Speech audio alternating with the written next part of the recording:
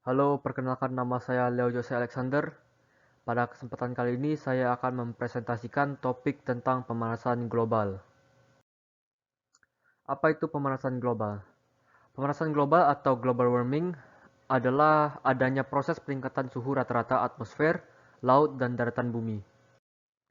Suhu rata-rata global pada permukaan bumi telah meningkat kurang lebih 0,74 Celcius atau 1,33 Fahrenheit selama 100 tahun terakhir.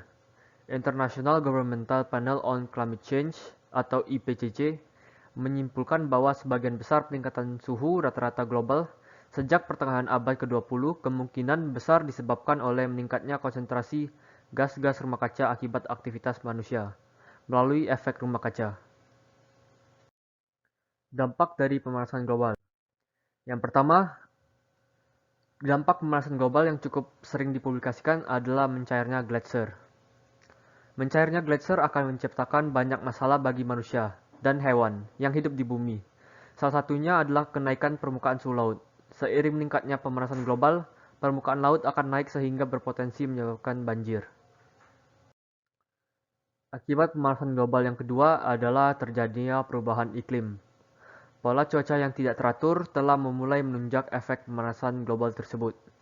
Peningkatan curah hujan dalam bentuk hujan telah diketahui di daerah kutub dan gurun.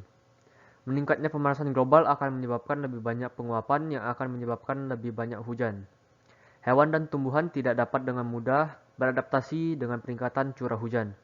Tanaman dapat mati dan hewan dapat berimigrasi ke area lain.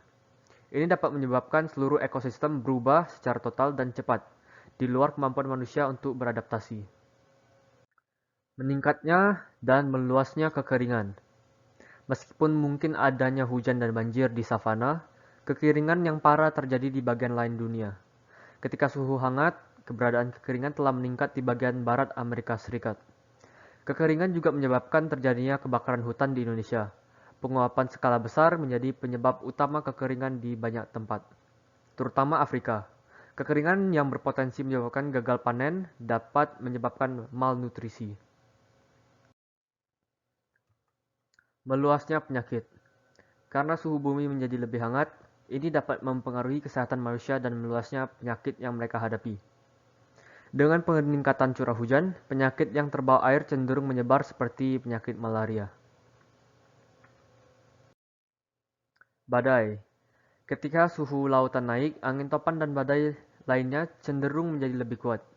Dengan meningkatnya pemanasan global, air di laut memanas yang akan memanaskan udara di sekitarnya, sehingga menciptakan angin topan. Mencairnya es di kutub, dan berkurang air yang menguap ke atmosfer menyebabkan naiknya permukaan laut. Kota-kota dan kota-kota pesisir yang tidak jauh di dekat pantai timur AS atau Amerika Serikat, Kepulauan Pasifik, Teluk Meksiko hanyalah beberapa wilayah di mana kerusakan banjir mulai menggelamkan beberapa area. Dampak lainnya adalah gelombang panas. Gelombang panas menyebabkan cuaca panas yang berbahaya dan dalam beberapa tahun terakhir, lebih banyak kematian terjadi karena gelombang panas daripada dalam 60 tahun terakhir. Seperti gelombang panas yang terjadi di India baru-baru ini. Dampak lainnya adalah kepunahan hewan. Pemanasan global meningkatkan resiko terjadinya kepunahan hewan. Terjadinya pemanasan global menyebabkan beberapa satwa mengalami perubahan habitat sehingga berimigrasi. Migrasi ini akan menyebabkan sebagian hewan tidak dapat beradaptasi alias dirugikan. Misalnya saja rubah putih yang berimigrasi kemudian kalah bersaing dengan rubah merah. Hal yang menyebabkan pemanasan global. Yang pertama, gas rumah kaca. Gas rumah kaca terjadi karena pembakaran minyak bumi, bahan bakar batu bara, serta pembakaran gas alam. Semua hal tersebut menyebabkan adanya pemanasan yang terpantul tidak diteruskan ke luar angkasa tetapi kembali lagi ke dalam bumi. Gas yang paling berpengaruh adalah karbon dioksida. Yang kedua, hutan menjadi salah satu di antaranya penyadap karbon dioksida yang ada di bumi. Jika hutan sudah makin digunduli, lama-kelamaan tidak ada yang bisa mengurangi karbon dioksida lagi. Yang ketiga, polusi udara dari industri pabrik. Makin banyak industri pabrik yang berkembang akan menyebabkan banyaknya asap yang akan dihasilkan. Hal tersebut tentunya bisa mengakibatkan polusi udara yang akan membuat lingkungan tercemar dan terjadinya pemanasan global. Polusi kendaraan. Bahan bakar bensin dari kendaraan bermotor mobil dan kendaraan lainnya menghasilkan gas karbon dioksida. Adanya gas ini menjadikan panas tidak bisa diteruskan keluar angkasa, sehingga panas akan mengendap di bumi. Ini adalah penelitian tentang polusi CO2. Rata-rata kendaraan mengeluarkan 4.600 kg gas CO2 ke udara per tahun. Dan rata-rata kendaraan dalam setahun menempuh jarak sebanyak 1.609 km. Berarti, dalam sehari terdapat 12,6 kg gas CO2 yang terbuang ke langit. Dan itu hanya satu kendaraan saja. Menurut data saat ini, tahun 2022, terdapat sekitar 1,4 miliar kendaraan yang tersebar di bumi. Menurut ahli, satu pohon dewasa yang dapat menyerap CO2 sebanyak 21 kg per tahun, atau 0,057 kg per hari. Dan selama masa hidup 100 tahun, satu pohon dapat menyerap sekitar 1 ton gas CO2. Meskipun ini tampak seperti jumlah yang signifikan, manusia menghasilkan sekitar 40 miliar ton CO2 setiap tahunnya.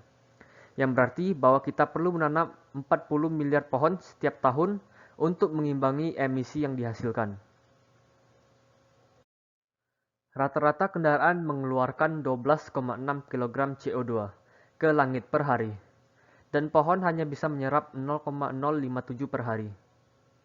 Berarti jumlah pohon yang dibutuhkan untuk menandingi jumlah CO2 yang keluar ke langit adalah 12,6 dibagi 0,057, yaitu 225 pohon. Dan itu hanya untuk satu kendaraan saja. Kalau ada 1,4 miliar kendaraan, berarti jumlah pohon yang dibutuhkan adalah 315 miliar pohon untuk menyerap CO2 yang dikeluarkan dari setiap kendaraan setiap harinya. Dari kendaraan saja sudah 315 miliar pohon. Belum lagi ditambah dari pembakaran hutan dan polusi pabrik. Ini adalah beberapa tindakan yang dapat memperlambat pemanasan global. Reboisasi merupakan salah satu cara di antaranya yang paling efektif mengatasi karbon dioksida yang berlebihan. Hal itu dikarenakan pohon dapat menyerap zat karbon dioksida yang terperangkap di udara. Dengan adanya proses fotosintesis pohon dan tanaman lainnya, mereka mampu menyerap karbon dioksida serta menghasilkan oksigen. Tanaman menjadi sebuah bagian integral dari siklus pertukaran atmosfer alami. Bahkan, beberapa jenis tanaman mampu melawan peningkatan karbon dioksida yang bisa disebabkan oleh kendaraan, pabrik, serta kegiatan manusia lainnya. Yang kedua, mengurangi kendaraan pribadi. Saat ini sudah banyak orang yang mempunyai kendaraan pribadi. Penggunaan kendaraan pribadi yang berlebihan dapat menyebabkan pemanasan global. Maka dari itu, sebisa mungkin, tinggalkan kendaraan pribadi jika memungkinkan. Berpergian menggunakan kendaraan umum, jadi 30 orang dalam satu bus itu lebih baik daripada 30 orang mengendarai kendaraan masing-masing di bumi. Cara lainnya adalah dengan menghemat penggunaan energi. Satu di antara cara mengatasi pemanasan global yaitu mematikan lampu yang sudah tidak digunakan lagi. Listrik yang dihasilkan oleh pembangkit listrik dihasilkan dari bahan bakar yang berasal dari minyak bumi, gas alam, atau batu bara. Dengan menghemat penggunaan energi, terutama listrik, kita berkontribusi pada pengurangan polusi yang berasal dari pembakaran zat-zat tersebut. Salah satu cara lainnya adalah menggunakan produk ramah lingkungan.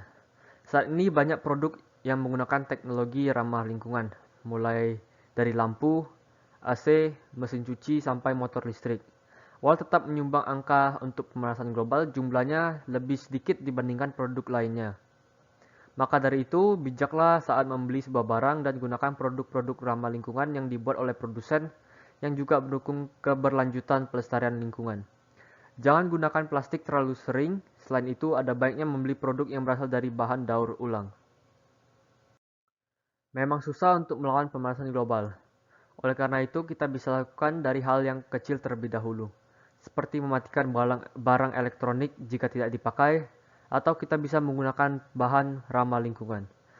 Dan saya anjurkan kita semua untuk menjaga bumi kita ini agar generasi-generasi yang akan datang dapat juga menikmati keindahan bumi ini. Sekian dari saya, terima kasih. Dan ini adalah beberapa sumber yang saya gunakan.